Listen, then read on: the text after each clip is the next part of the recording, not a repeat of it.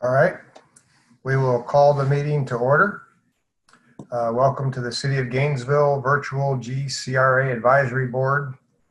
It's 5:31 p.m. on Tuesday, July 21st, 2020. There's only a couple of short items on the agenda tonight. I do want to point out that we will have board member and public comment on the agenda items only. There will be no general board member or public comment. We'd like to encourage everyone to try and keep their comments under 3 minutes if possible for brevity. And we should start with a roll call. Staff, Trish, you want to kick us off? Member Abraven? Saw him on here. Present. Okay. Member Atkins Tufts? Member Blount? Member Bush? Here. Member Dixon?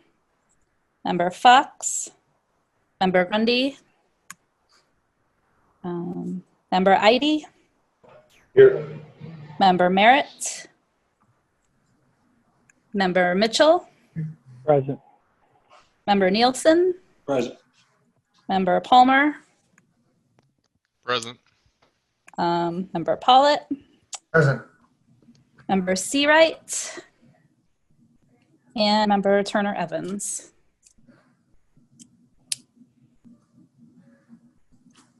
So we have a quorum? We do. Excellent. Has everybody had a chance to look at the agenda? And if there's no changes, can we get a motion to adopt? Mr. Chair, move to adopt. Thank you. Do we have a second? Second. Any discussion? All in favor? I guess, is this roll call as well? It is roll call. Okay, she's coming around. Okay, I'm coming around. Hold on. Okay, sorry. I'm also watching the attendees to make sure no other members need to be let in. Member Abraven. Aye. Member Bush. Aye. Member Eide. Aye. Member Merritt. Aye. Member Mitchell. Aye. Member Nielsen. Aye. Member Palmer. Aye. And Chair Pollitt. Aye.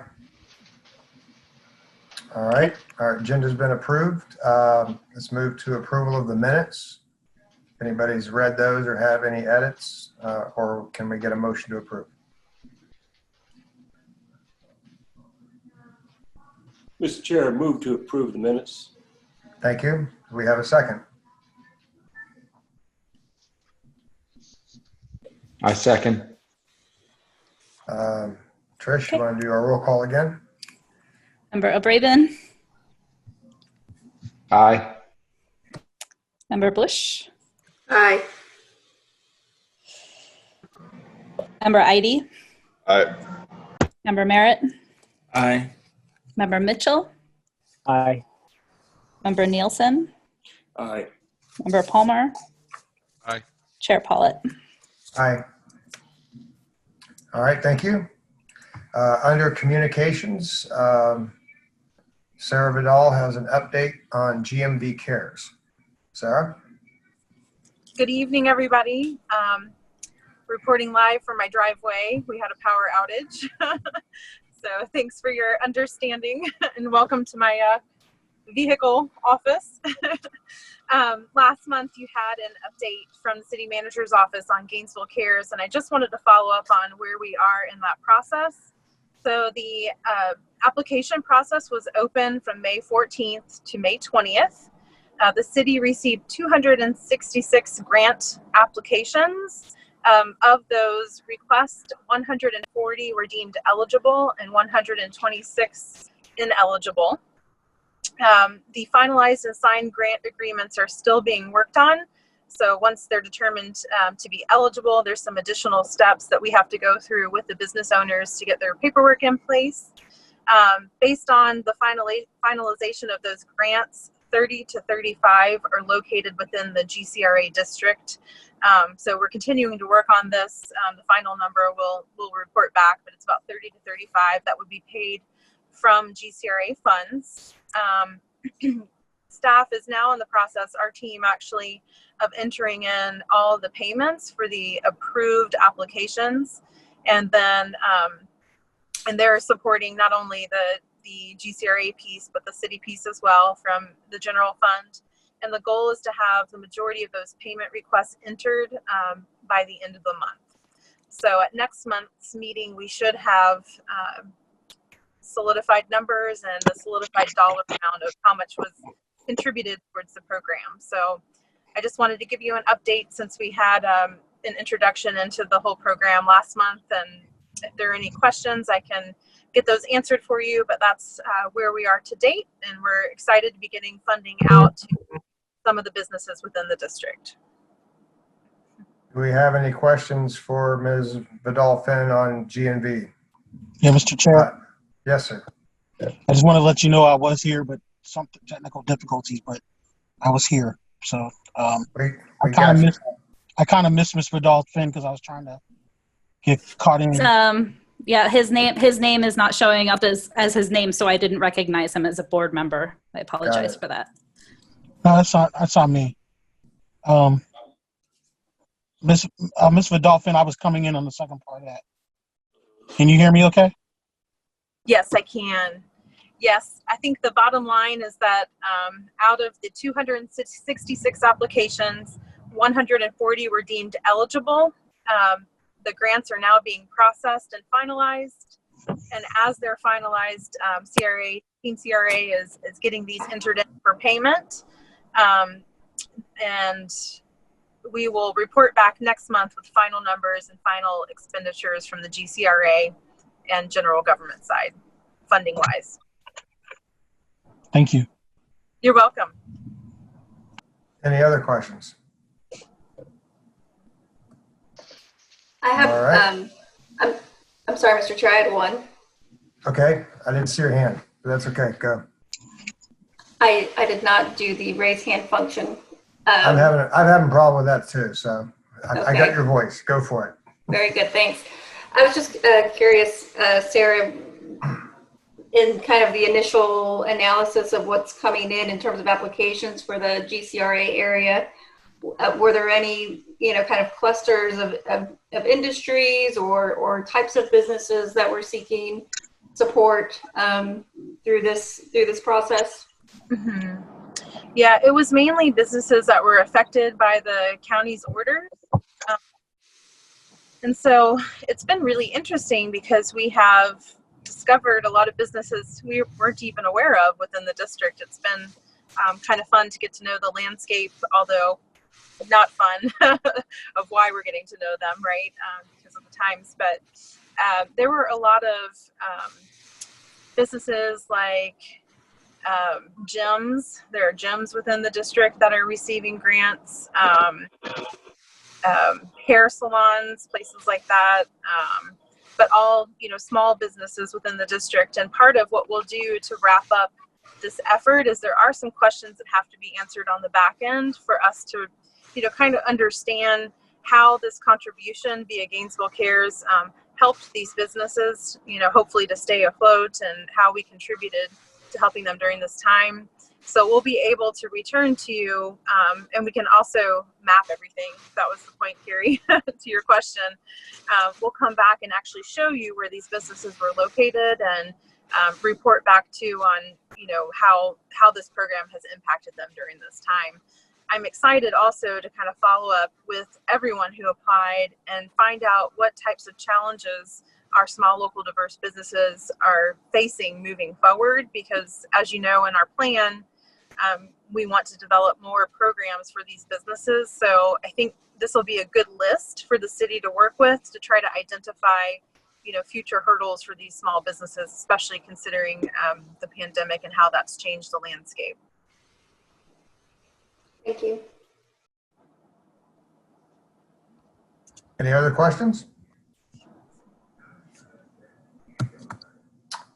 We can move on to our. Actually, I did have one follow-up question for Ms. Vidal-Finn. Okay. Or even Trish or whoever can answer this one. Was there any of the county's dollars or federal dollars for the PPP or funds to help mitigate any of those things or losses that would have happened to a lot of those businesses within the district to help assist them with recovery going through that process or anything like that? Or is there anything that the city has in the CARE Act additionally?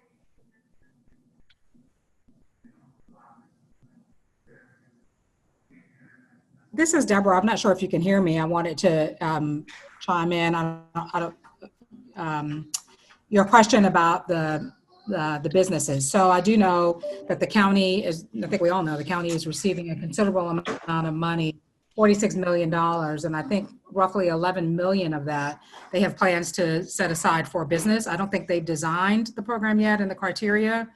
That's coming in the next month or two. I think their concern would be to get money out to the neighbors first.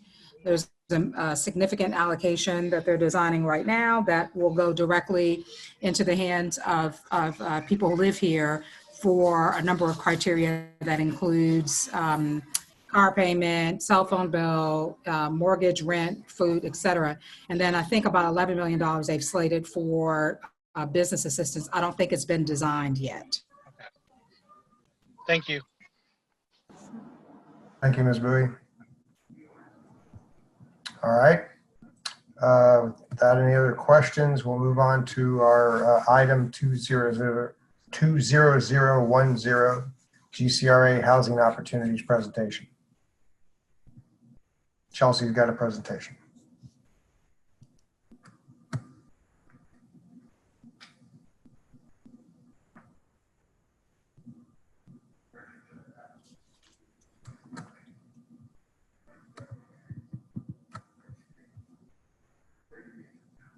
I don't hear anything.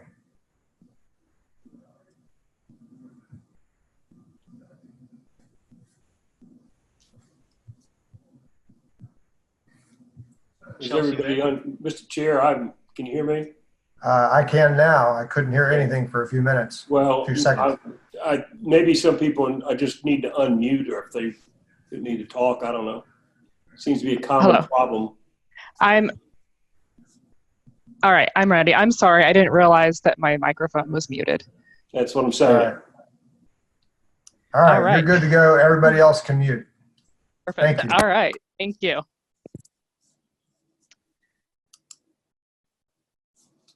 All right, welcome everybody. My name is Chelsea Bakaitis. I think this is the first time I've presented to this board. Let me minimize 1 second. Okay.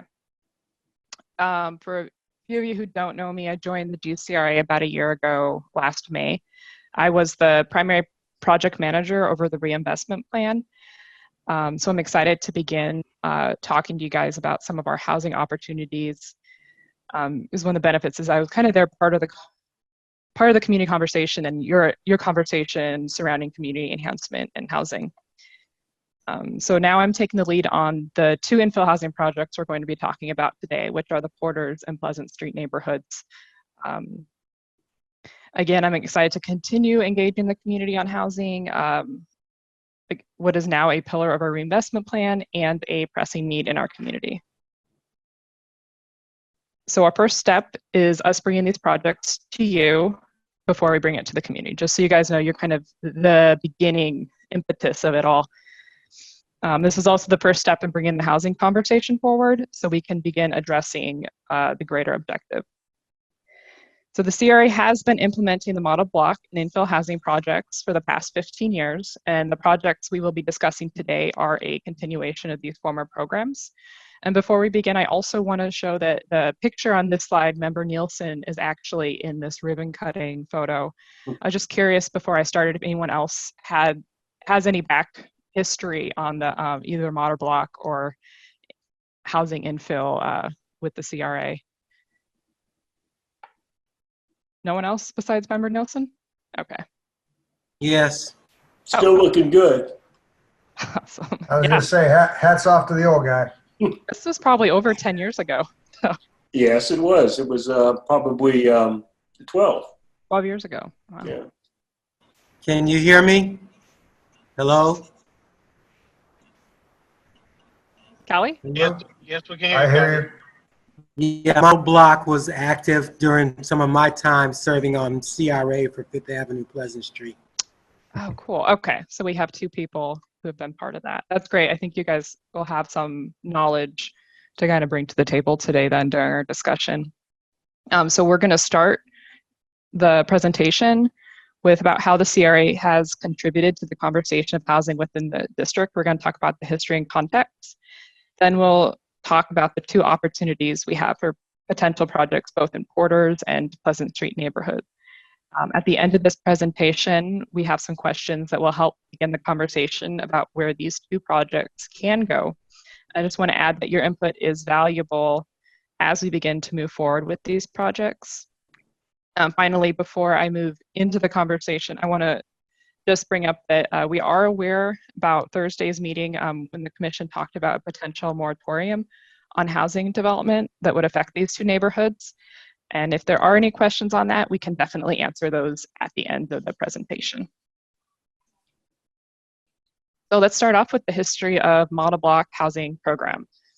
And that program was in the Fifth Avenue and Pleasant Street district. So these are some before and after. I arranged them in columns. Top row are either the vacant lot or the beginning houses that we rehabbed, and then construction phase is the middle row, and then the last phase is the final product. So this program ran from 2003 to 2013. The program, the infill project, which is pictured on the far right, began in the Fifth Avenue and Pleasant Street neighborhoods. The point of these projects was to incentivize long-term home ownership and the stability of the neighborhood by offering $25,000 off the sales price at closing. Some conditions of this program was that if the buyer remains in their home as their primary residence for 10 years, the $25,000 is forgiven. If they stay between 5 to 9 years, they have to pay back half of that money or use it as a rental. And if they move or use it as a rental prior to 5 years from the sale, they had to get back all $25,000. So that's kind of how we ran it in the past. In the early days, as the pictures on the left, these were all rehab. But as we moved on, we started doing new construction in vacant lots. All right, next we'll talk about the affordable housing strategy of the city of Gainesville. Now that the GCRA is a city department, we have the benefit of working even closer with the housing department and their work to provide affordable housing in the city. So there's been two recent city initiatives that I think are important to discuss today. The first is the Affordable Housing Action Plan that is being worked on right now by the city's Housing and Community Development Division. They're coordinating the development of a citywide housing action plan that will be applied across all departments. The plan will be based on data and public input and will contain several recommended strategies. Also want to add that this will create a vision for all departments, including us, the GCRA, to follow when implementing affordable housing projects moving forward. I also want to welcome staff members who are here from the Housing Community Development Department. Pamela Lewis and John Wachtel have also joined our call, and they will be available to participate in the discussion at the end. So the next initiative that has started was an interdepartment working group that was formed on July 1st of this year.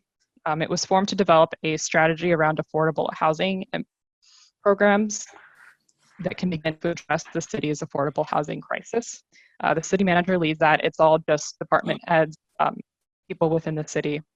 The departments that are part of that is the Housing and Community Development, GCRA, Sustainable Development, which was the former planning department, Economic Development, and RTS. Oh, wait, before I go, I wanted to talk about this picture a little bit. So this picture is a former infill unit that was completed a while back. This is a good example of a structure being built around a heritage tree. You can see it right here. Maintaining tree coverage will also be an important consideration for what we're going to be talking about in both Porter's and Pleasant Street. one of the constraints with infill housing we find in these neighborhoods are the trees, but we see it as an opportunity, not a constraint, to build with the tree coverage that is already there. And we'll discuss that more later on. Now we'll discuss the GCRA 10-year reinvestment plan, which I know all of you are very, very familiar with. As I mentioned at the beginning, this is the start of a conversation about how we're going to address the objective in the plan of community enhancement and housing. So first, I'll start off with this map. Sure you are all familiar with it from the plan, and you can look on page 84 of the reinvestment plan if you want to refer to it during the meeting. During the public engagement of our plan, housing and housing revitalization were identified as priority objectives by the community. Overall, data showed 5 priority locations to address community and housing initiatives just in general. So we've come up with housing opportunities in 3 of these locations in Hartwood, Porters, and Pleasant Street. And I think we're well positioned to begin with the engagement that we have completed. All right, so given the community engagement, I just want to let you guys know what the plan says regarding housing elements. You can also look at page 85 and 115 of the reinvestment plan if you want to see the original source. The plan states that they want to open up infill housing opportunities, which is to build homes on vacant lots located in neighborhoods, continue the residential facade improvements, which is right now just a paint program, by providing assistance individuals to fix their homes, and build attainable or affordable housing. And I want to add that the philosophy behind all of these are to directly benefit community members by maintaining the culture and population of a neighborhood. Specifically, the neighborhoods we'll be working on it. All right, so now I'm going to get to the meat of the discussion today, the upcoming projects and opportunities. So I want to point out that Pleasant Street and Porters is a previous project that the CRA had begun a few years ago. The CRA owns 2 lots. Right now it's city owned now that we've transferred over the GCRA, and had some preliminary studies performed a couple of years ago. Again, today I want to remind you that we are seeking your input on the opportunities and constraints within these neighborhoods, and you are the first step to begin this project, so that's exciting.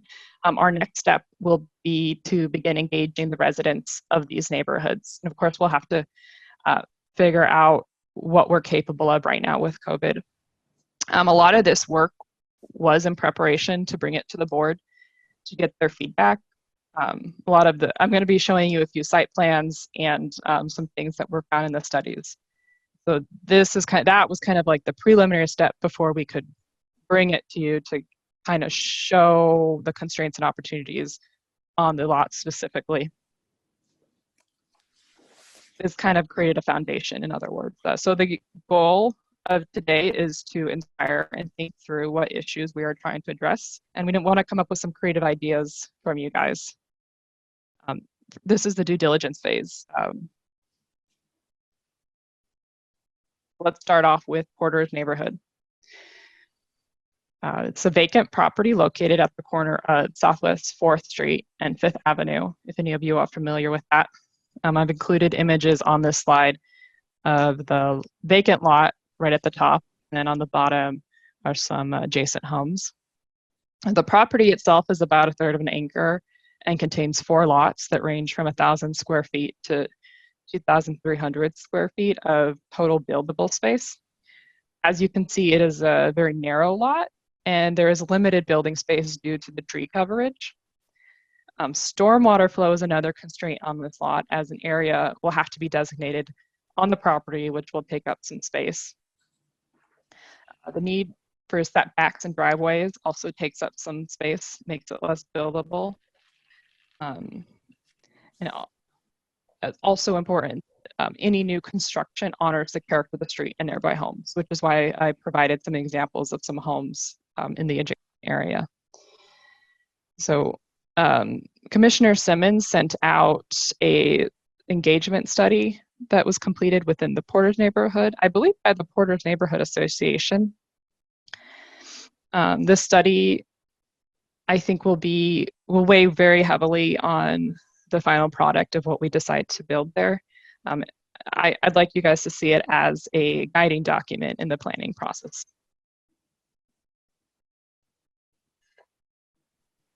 So these are just 3 examples. I think we had about 8 plans, potential site plans total. So the first drawing is an example of a single family attached townhouses. You can see there's 4 units right there. The units from 1,100 to 2,200 square feet. This requires rare entry, but can fit garages and courtyards for these units. Stormwater for this type of building is the need increases. So the top, you can see a little retention area. The townhouse concept would also necessitate creating a condo association. So this middle example is a balance of single family detached with detached garages.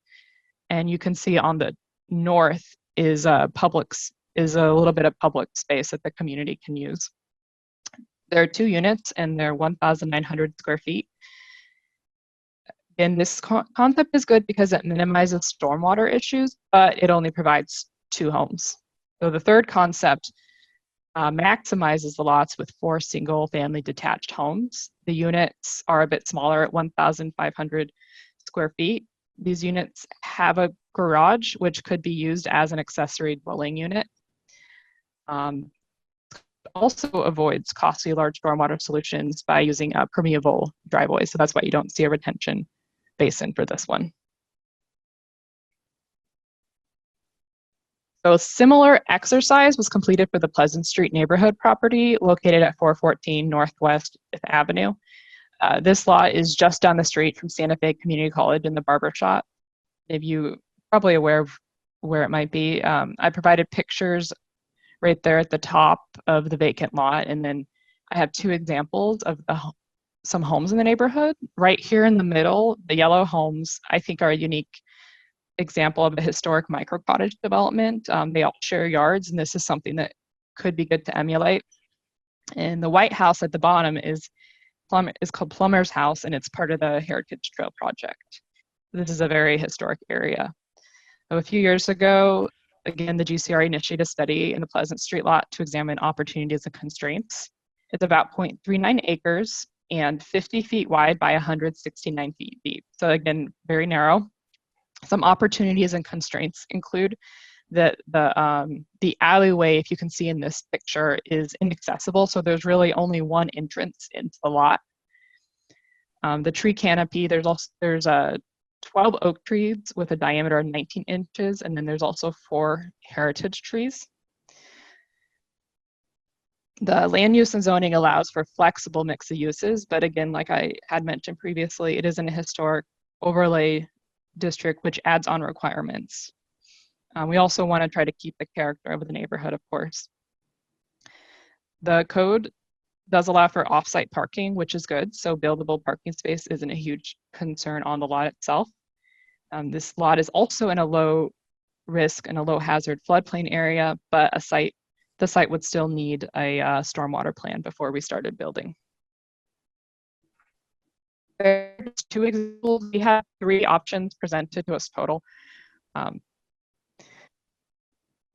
So when having the study for this lot completed and giving the lot dimensions, I think discerning what could fit there was an important part of the planning exercise. So we wanted to maximize the site, get the most bang for our buck, and ensure that there is community buy-in. And the study overall suggested for this site, small homes, micro cottages, office incubator space, micro retail or pedestrian access. Overall, the goal of this lot would be to provide a new type of affordable housing options through potentially mixed retail, and this will shore up the 5th Avenue commercial spine through the neighborhood. So it'll fit in really well with what's on that street already. All right, so now moving on to our guiding questions. The first one will be to provide feedback. We're asking you to provide feedback on the Porters and Pleasant Street project locations. I want you to look at what factors exist within these two neighborhoods that we are trying to address. And then the next thing we're kind of looking for is understanding the neighborhood's challenges and opportunities. What would you like to see the GCRA provide with these two projects? So overall, I just want your input. What goals are we trying to meet? Understanding that we can't do it all, and understanding recommendations and how the city is moving forward. And if there are any questions about the moratorium, again, we are open to answer any questions to that. So today, our work is just to get feedback before we move on to the community engagement.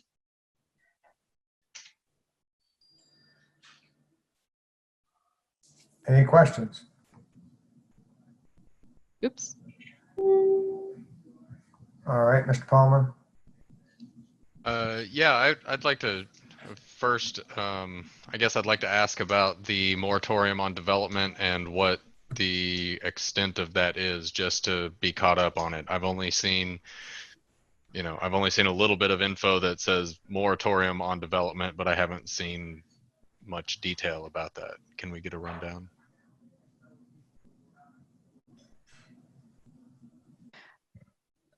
I don't, Sarah or maybe Lee, would you feel comfortable answering that?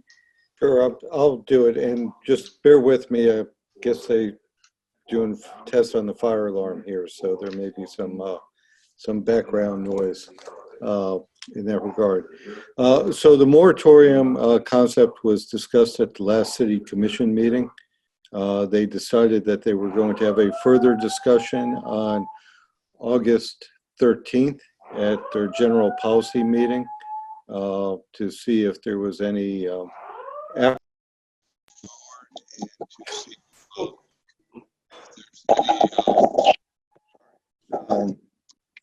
just switching to see if there was any appetite at all to develop a rational basis for a moratorium, but there is not a moratorium in place now. Can you speak to any of the concepts that were out there? Is it moratorium on student housing, residential housing, or full no development in these neighborhoods? So the discussion was the gentrification or studentification of historically Black neighborhoods. That was discussed. Our code does not differentiate between student housing and affordable housing or multifamily housing. So the extent and parameters of any sort of moratorium weren't clear. It would have to be vetted. You couldn't just, for example, say, we don't want any student housing. It would have to be based upon, housing of 10 units or more, or 5 units or more, or housing of this particular type without respect to any specific occupancy inside. But moratoriums are very difficult to do. There needs to be a rational basis. They need to be for limited periods of time. And generally, they're there to allow a government the time to adopt standards that are currently being contemplated. Great. I guess I just wanted to, I think that's good for, at least for me, for clarity on the moratorium. I do have some questions, obviously, about the porters, especially the porters section, and what a little bit more of our guiding principles are, and how maybe some of the other members who have been involved in this, these type of housing projects, if we can speak to how in these neighborhoods we can maintain either the historically Black character of these neighborhoods, or is that territory we're allowed to walk? I'm a little unfamiliar with this, but I guess that's my first kind of questions about this. I have other questions about some of the economics. I don't know if we're getting cart in front of the horse asking about economics of these things at this point, but how can we speak to, I guess, how do we maintain the historic character of these neighborhoods? Chelsea, is that something that came up in your all's discussions? Yes. I'm sorry. I'm just trying to think. I think that's kind of I don't have an answer for you today. I think that's something I kind of wanted to hear from you guys on your thoughts concerning that. Okay, so Member Palmer, we can take those for the moment as concerns. Okay. I've got a couple other hands up. If yeah. you let me pop to them, and then if we haven't answered it as we go around in dialogue, we'll come back and do that. Member Turner Evans had her hand up first, I believe. Hello, can you all hear me? I can hear you. Okay, perfect. I'm having a little bit of difficulty with my audio. So Chelsea, I wanted you to go back one slide. I believe it was about the mini cottages. I could not hear you at all during this process, but micro cottages, that's what they're called. Just looking at, the square footage of those, they look like they are potentially on the same lot. So I'm wondering when it comes to like code enforcement, would there be any revamping of the codes to kind of include smaller units, such as like, the tiny homes? We're hearing about those a lot, but it says micro cottages. So I'm just wondering about like square footage and how are we navigating around the different elements that we have to go through to get things such as these approved. Yeah, that's a good question. That is something we'll have to work closely with the planning department. I know in their comp plan update, they're trying to work on something to include this already. Sarah, have you heard anything from the planning department concerning this? So yes, we have worked with the planning department already, just in our due diligence period of basically trying to understand, what can we actually do with these lots, what's already permissible, what could be permissible in the future. But, there's a lot of different ways that we can begin to impact the affordable housing market in Gainesville.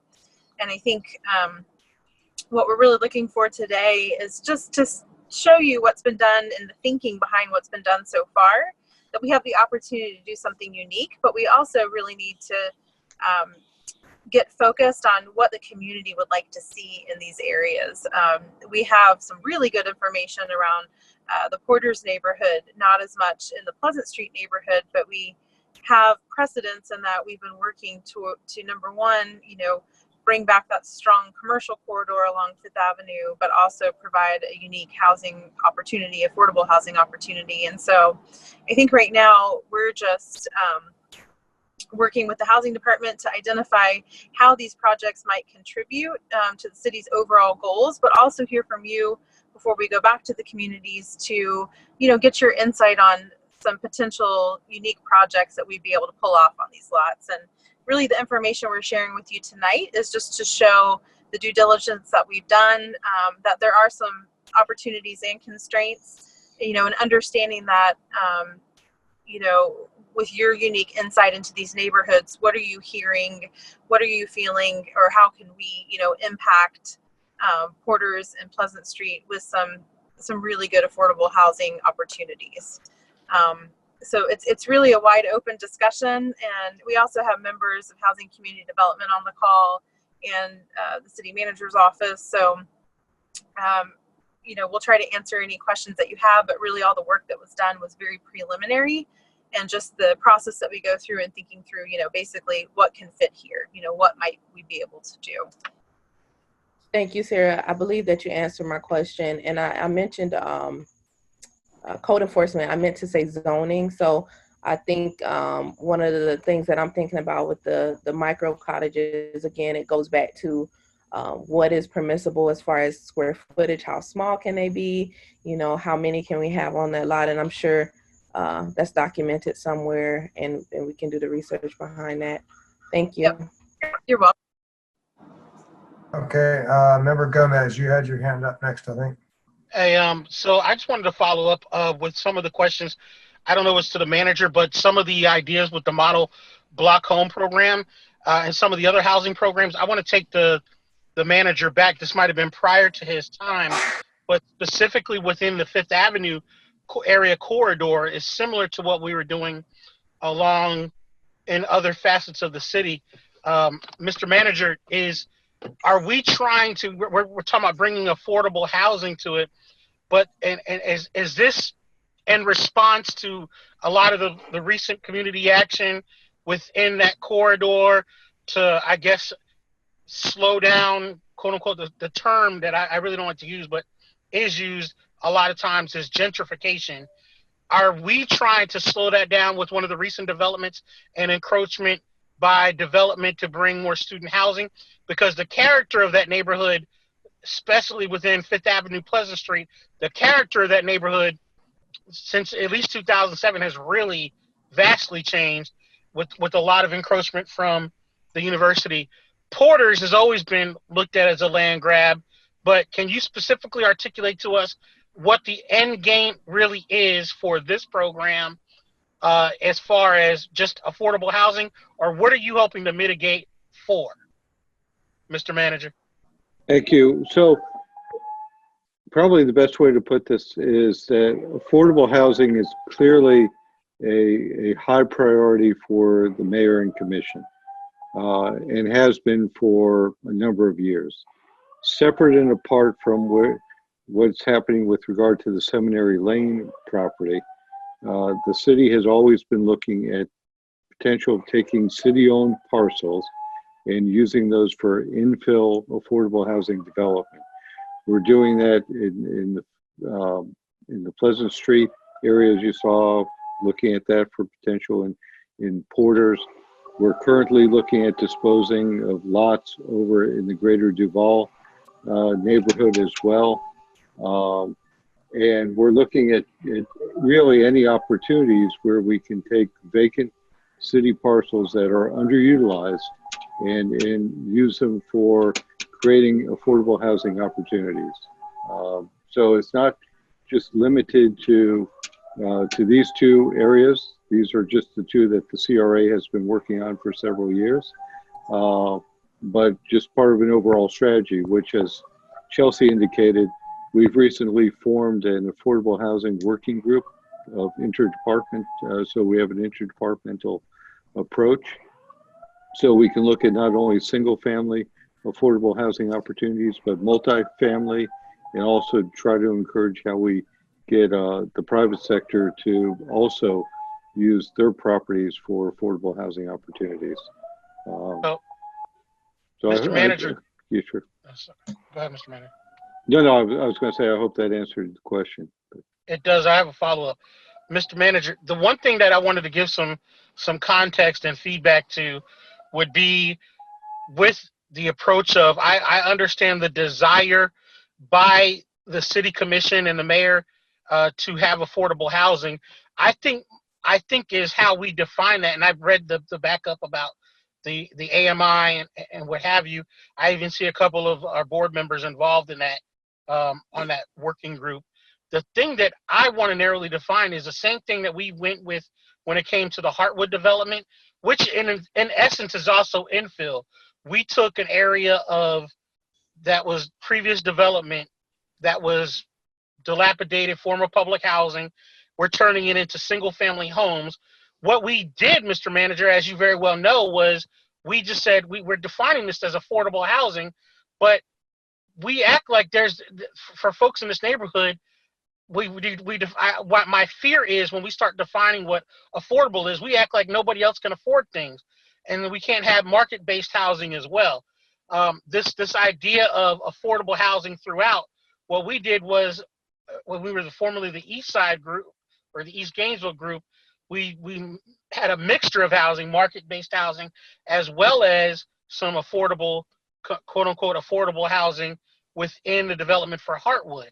So I guess for me, when it comes to the model block program, is marketing and verbiage has very much power. And also, creates assumption, because we're wanting to address a need to have affordable housing, but also when it comes to areas within the District 1 corridor, increasing the tax base is just as important. But there is a great need for people to have abilities where they can afford to live. And I think that I'm going to take a page out of Member Blount when I hear him talk about so eloquently as he talks about having affordable housing. So have we created any kind of partnerships, Mr. Manager, with also the city housing department? Because I know they used to have a great program as well to help people get into single development housing, whether not just from CHIP dollars, but city had programs. Do we have anything innovative like that? So our housing and community development community builders are part of our working group that meets. And the idea is to really create some synergy between the programs that come through SHIP and come through CDBG, and start tying those into the overall strategy that we have. And the idea is not to concentrate affordable housing, single family affordable housing, but to put it within neighborhoods so that it complements the market rate housing that's there. So I think you'll see that in both of these projects. It's not to just take large tracts of city-owned land and put that. Now, there will be time and place for multifamily affordable housing opportunities that are maybe more tied to being adjacent to commercial neighborhoods and provide more of a buffer between commercial and single family. So I think you have to look at the where, the when, the why, and how that all fits together. Building single family affordable housing is not going to take us out of the affordable housing problem that we have within the community. We're going to have to look at a mixture of single family opportunities, a mixture of multifamily. We're going to have to make sure that affordable housing can fit into existing market rate communities on there. The best place to look for putting affordable housing are on the lots that will not support market rate housing because of its size or its buildability on there. And so I think we need to be strategic in that regard. And I think this is an example of trying to take some lots that are problematic from a development standpoint and try to utilize them for the affordable housing needs. Thank you, Mr. Manager. I digress. Thank you, Mr. Chair. Thank you. We have two more hands up, Member Blount and then Member Atkins-Tufts.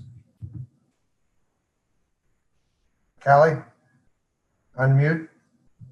Okay. I do want to point out, yes, indeed, the current project trying to put about 1,000 students into Fifth Avenue neighborhood where once stood the 52 townhouse units of Seminary Lane apartments was the main impetus for this current proposal for a moratorium. I think it's important and that's resulting because of the failure of behavior on the part of Gainesville Housing Authority and its satellites. But I want this group to understand how this comes about. There's nothing in contemporary history of the American economy that undergirds multiple areas of disparity as centrally as discrimination in housing. But in the current era, overt racial discrimination, that's technically illegal, but economic separation of housing accomplishes the same thing. Economic barriers and tools take on the task of accomplishing the same housing pattern and housing changes that were once nakedly racial. That is, separate housing areas on the one hand, and on the other hand, shifting Black populations around geographically at whim as it suits the greater economy. For sure, development and improvement need to come to Fifth Avenue, Pleasant Street, and to Porters, but it should be at a pace and a scale that enhances the existing allows the existing culture to persist. You said earlier in the presentation, the preserve culture and composition of a neighborhood. So it should be at a pace and scale that allows that culture to continue as it has the human claim to doing. Any influx of higher bidders should be facilitated first toward the extended families of households that have been there for generations. These generations weathered and thrived despite the radiation of Jim Crow. So this is really a test, and this committee is part of that test.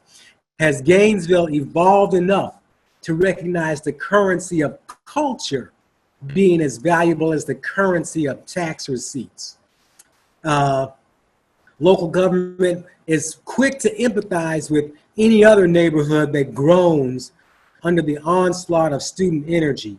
Yet the public sector is primed to excrete a 1,000-student multi-story blob right into the heart of Fifth Avenue and Pleasant Street. You're going to give it a stroke. So when are we real about preserving neighborhoods? It seems selective. And that's my whole screed for right now. Thank you. Thank you, Member Blount. Member Atkin-Tufts. Yeah, that was a. Thank you, Member Blount. That's a great thing to keep in mind and keep in the forefront of our head. It's a beautiful sentiment. The couple pieces, I thought this was a great presentation in a lot of regards. I feel like it addressed some of the things that Member Blount said around making quality buildings, making primary residence that people live in and call a home. I love the idea of the micro cottages. A concern I have, and I think it talks into what Mr. Palmer was saying around a lot of times in building, so keeping the historic nature of these neighborhoods, a lot of times in building, a concern I have is it's obviously more cost effective to have a certain model and just replicate that model. And it's really easy for that to look like row houses. And also it's not true to the nature of the neighborhoods. I know in Pleasant Street, we have such a wonderfully diverse style of this like interesting kind of pseudo Miami art deco thing, Caribbean thing, which is just gorgeous. And I know that's not necessarily cost effective. A lot of development, it's standardized and kind of boring.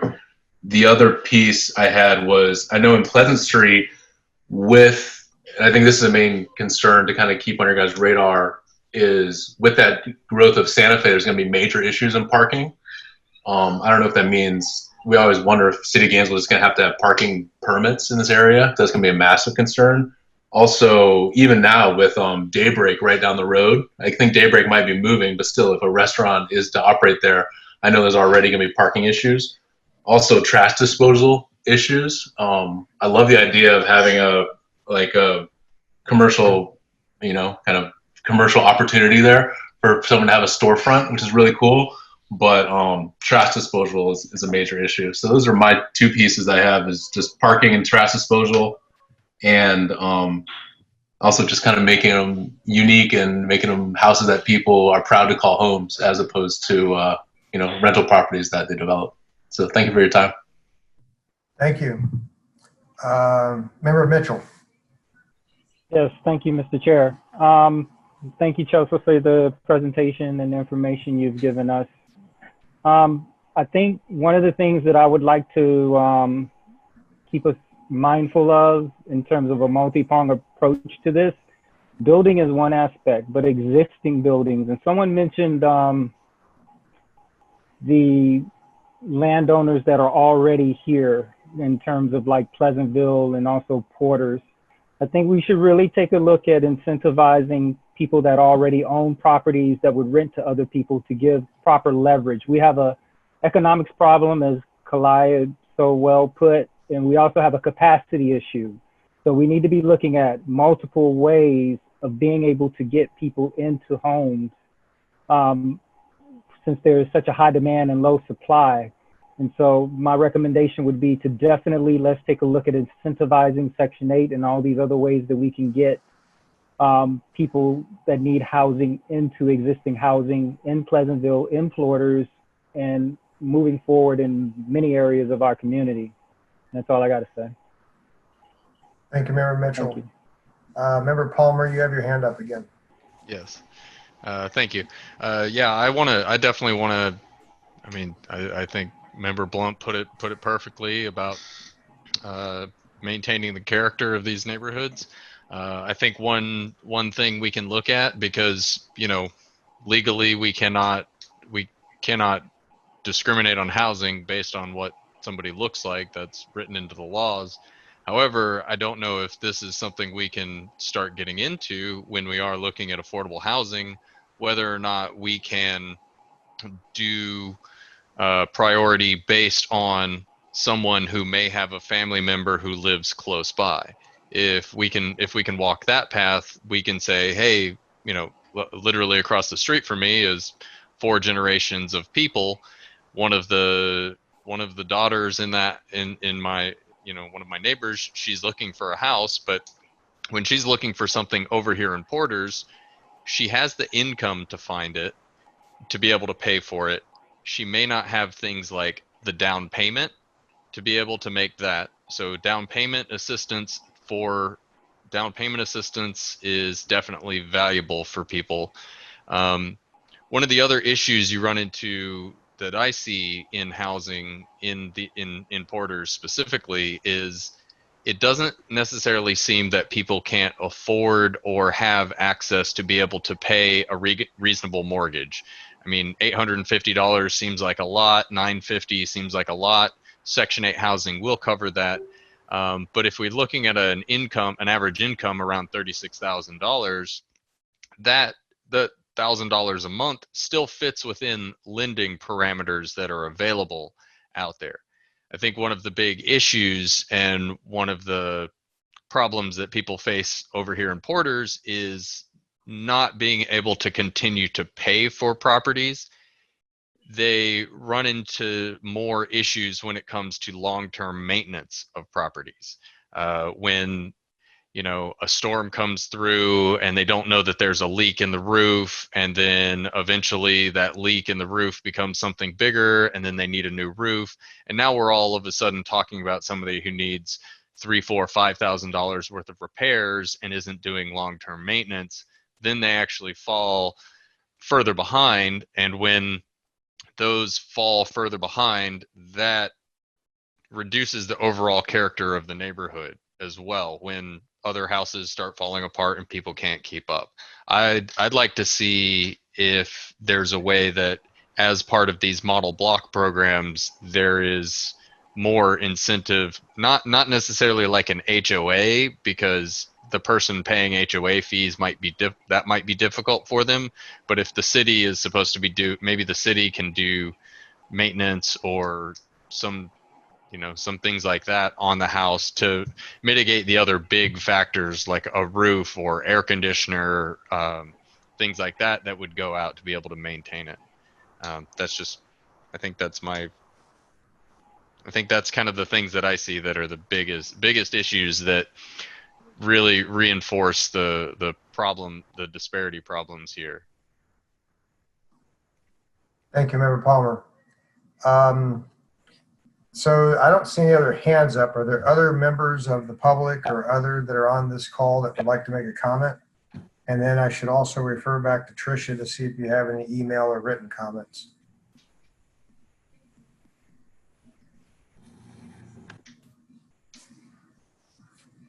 I'm not seeing any hands up or anybody stepping up. Oh, can you hear me? Yes. Okay, there are no email comments or no written comments. Okay. So you've got good notes on the comments that this group has provided. There was a lot of just a rich body of ideas that I think should get cooked into this. I guess I'll look to Chelsea and say, do those make sense to you? And are they in a format that you can take back to the work that you're doing, or are there some follow-up questions that you have for this group and the folks that provided some of the comments? Thank you. I have no questions. I just want to say thank you. This was some really good input, very specific, really something I can move forward with as we continue this conversation. If I have any other questions, I'll either bring it up at the next meeting or maybe I'll contact any of you specifically on any of your comments. If you, in the meantime, think of anything else you wanted to add, please feel free to email me or you can call my cell phone. Right, the number's right here on the bottom of the slide. Okay, well, thank you. I see our city manager Feldman has his hand up. I do. It's my understanding that Commissioner Simmons is maybe in the waiting room, or she's on the line. I see her here. She's muted. She hasn't raised her hand yet. She wanted to make a comment. Oh, very good. So I think she has to go into. She has to unmute. No, she's in the room. I see her. Okay. But I don't. There she goes. She just unmuted. Thank you, Mr. Chair, for allowing me this opportunity to chime in. I wanted to address a couple of questions and concerns. But first, I really wanted to encourage the board members to look at the Porter's narrative. I think if you all take a deep dive into that document, it will answer all of your questions as it relates to the SWOT analysis. What's the strength? What's the weaknesses of particularly the Porter's neighborhood? And I just really, really, really encourage you all to read that document. That document is a guide or a framework to what all of our historically African American communities can learn from and design it in their own way. Like I've said in the past and on so many occasions, each neighborhood and community is unique. There is not a one size fits all to the communities. Every community is different. They're unique in their own right. So I'm just going to encourage you all to read this document, and hopefully by your next meeting, you can take the information that's in that document. We actually discuss what type of housing we would like to see in our neighborhood. We talk about various things, what we don't want to see in our neighborhood. So please read that document. Also, I wanted to touch on Mr. Palmer's latest comments that he made. I think what has happened, and I think for some, not just the Porter's neighborhood, but in Pleasant Street and Fifth Avenue as well, you have heirs property.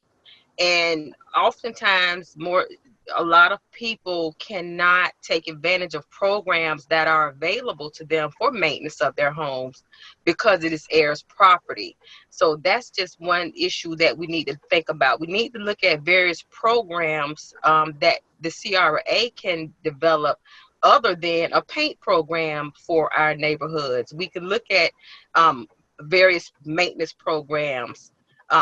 There are various CRAs throughout the state of Florida have these various programs that are available to residents that live in the CRA district.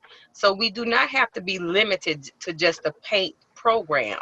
But I love the concept of us taking vacant land that the city of Gainesville have and utilizing that or maximizing that to put affordable housing or housing that's affordable on those lands. So I just wanted to just chime in briefly and say I love the conversation. I love the discussion. I think it's going in the right direction. Now is an opportunity for us to really make a difference in our neighborhoods and our communities. But definitely, again, take a look at that document. I think you will find it very helpful as you all come up with some suggestions and recommendations to the commission. So thank you all again for your time and dedication. Thank you, Mr. Chair. Thank you, Commissioner Simmons. Member Gomez, I see your hands up. Commissioner Simmons, are you still on the line? Yes, sir. Commissioner Simmons, okay, I appreciate the information you brought up a couple of times, the paint program. I want to sort of go on a different little path with you real quick. You're bringing to us about affordable housing, but when we constituted this group, let's go back August last summer, this time last summer, we reconstituted this organization, and I want to talk about the energy that was coming. We're talking about housing, but the emphasis of this program of this group when it was reconstituted as the GCRA was talking about having economic investment and economic impact into areas of blight and underdevelopment that have traditionally been underserved and underutilized. And what is concerning for me coming from hearing you all as a commission seems to be a lack of commitment to that when I'm hearing you, and that's just sort of confusing. And I'm hoping maybe you can help shed some light as to why there seems to be mixed messaging, because anytime we're coming to you all consistently and we're talking about economic development projects, there doesn't seem to be such a commitment to a community that is well served. When it comes to other areas of the city, you all seem to be much more committed, much more energetic, much more hopeful. And it's just very confusing, Commissioner, because really, like when we're a project that we're talking about, like with 8th and Waldo, we've been talking about for daggone 3 years. 3 years, and you've almost been there 3 years, and it just seems like we are just going along and nothing. And granted, for the last few months, we've had COVID-19, so we've kind of lost some steam and energy, much like you. But prior to that, there was no COVID-19.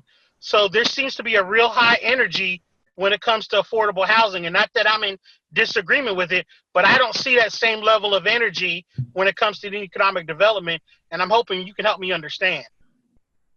Definitely. Chair, may I comment? Yes, ma'am. Thank you, Mr. Chair. Member Gomez, I really do thank you for that question and the passion that you have. And you hit the nail. You hit it head on the nail. And I'm not using a pandemic as an excuse for us to refocus our efforts in making sure that our community is healthy, to make sure that we do the best that we can to provide a safe environment for our community. And I know oftentimes so many people are so eager and so anxious to wanting to look at other things. But for me, and I'm just going to speak on behalf of me because you wanted me to talk on behalf of the commission, and I can't speak on behalf of the commission. But what I can do is talk on behalf of me, and as the commissioner of District 1, my focus have been, since this pandemic has hit us hard, has been the health and well-being of the community, the safety and health and well-being of our community. You're right. It happened in March. We're now July, approaching August. And things do happen. Things happen out of our control. And I'm so sorry that we are not moving fast enough in a manner that you see fit for us to really, really make a dent in economic development. And you said it. You said it. I have been on the commission 2 years, going on 3 years. And in my tenure, I have done several things, and some of the things that I will mention is we have a digital divide in our neighborhoods and our communities. Our children are not reading. I spearheaded an after-school program. I partnered with the Alachua County school system to get tablets and internet access to our children. That program has been expanded to the eastern portion of our community. We have seen a great increase of our grades and things for our children in not only in the Porter's neighborhood, but in East Gainesville. So there's several projects that I personally have been working on. I've been working on healthcare initiatives, access to healthcare for people in East Gainesville. I've been partnering with the Walmart Foundation, looking at ways that I could partner with private businesses to bring economic development in Gainesville. So of course we're dealing with a government, and I like to use the analogy that this is the Titanic. And the Titanic is slow and the Titanic is huge, and you cannot just stop it on a dime and change courses. There's a process and things that you have to do to make sure that whatever your end goal is, the end results are, that you're working towards that in a meaningful way for me personally, and in a way that's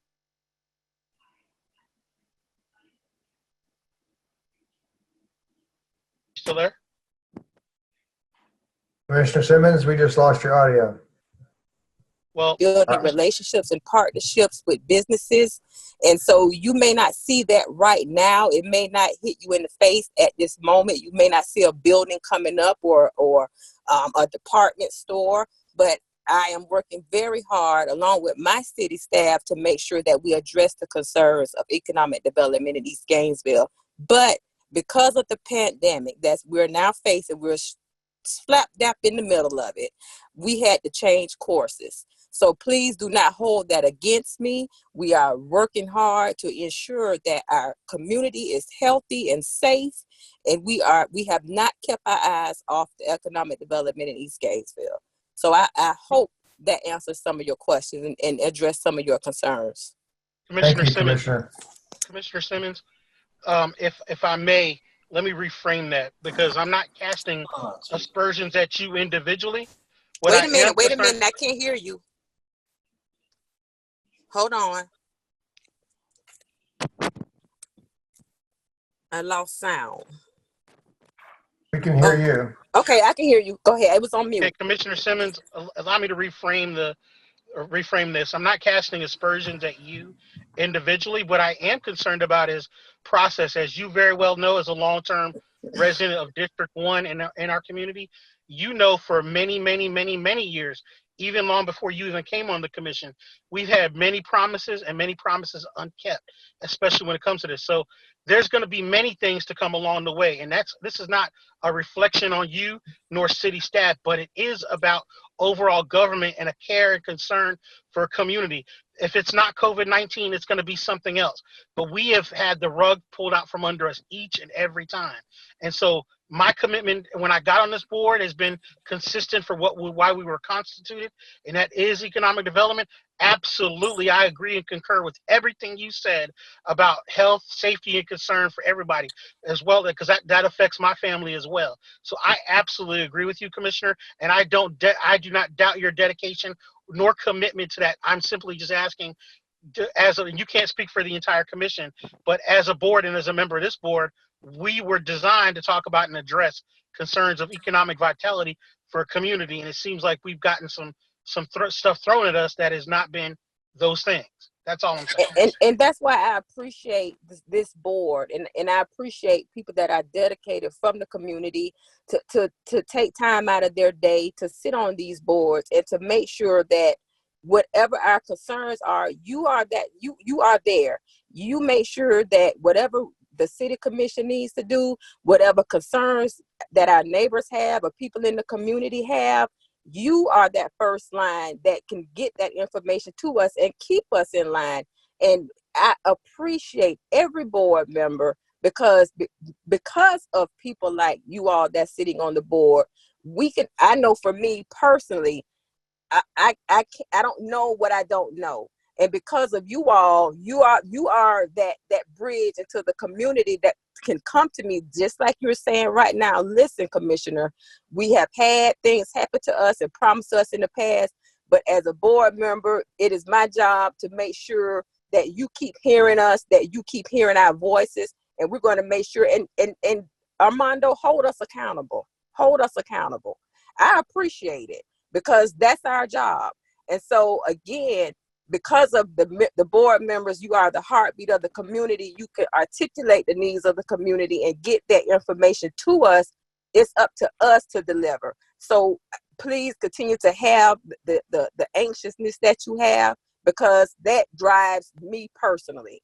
So I can't speak for the whole commission, but I love the fact that I have a board that is passionate and feel the things that you all feel and want to make our community a better place. So continue to have that drive and passion, because it only makes me better. It drives me to look at more ways.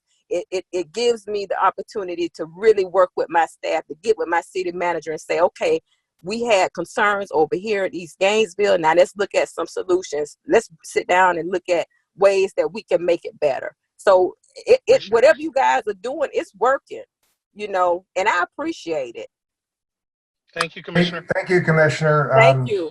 We definitely have a dedicated, energetic, and thoughtful board, and I appreciate you and your other commissioners for appointing us. You knew what you were doing. Thank you. You guys have been great and continue to do the great work. We need you. So thank you for being the voice. Are there any other comments for Chelsea? I want to make sure she leaves with a good package of information. She indicated that she understood our comments so far. Is there anything that the board hasn't heard or the public hasn't heard that needs to be said? We do have we have a member of the public who would like to speak. Okay, I see Mr. Gomez has his real hand up. So let's go to the public first and say where they're at. I didn't get to say anything to Chelsea, but for me, Chelsea, can you hear me? Yes, I can. Yes. Chelsea, I guess some feedback I would like to give is the manager touched on something earlier in his comments that I couldn't agree with more. And I think that it's not just single family housing, but if we look at how we're marketing it, of course, creating, and I'm going to use the word I've used before, is creating synergies, partnerships, public and private, with doing this when it comes to affordable housing and market-based housing, that we can have, if we can have a blending of that. But if you could bring up back to us, or even if you can get back to me individually, I'd appreciate it, on things that you can do or staff can do to create more synergies and projects with public-private partnerships, whether that be banks, other government entities, et cetera, to get this really done. I know there's a working group, so they're probably already doing that, but I think we can go beyond the scope of it. There's a lot of credit unions and other banks and other financial institutions that we could do great things with if we have the innovation and wherewithal to actually do it. If you can bring back some also market-based options, that would be great as well. I'd like to see that. I think that's a great suggestion. Actually, I'll look into that. I know in September we're going to be bringing you guys the full list of projects, and the projects kind of on a more detailed level. And in that level will include partnerships, both private and public. And I think that's definitely something I can prepare for next time to include when we do start talking about attainable housing and this project again. So thank you. Thank you. Thank you. Ms. Lopez, you said we have public comment? We do. Tana Silva. So I am asking. I don't see him on here anywhere. Oh, she's under the attendees. Oh, so got it. Okay. She just needs to unmute. Ms. Silva, can you hear us? Are you still there?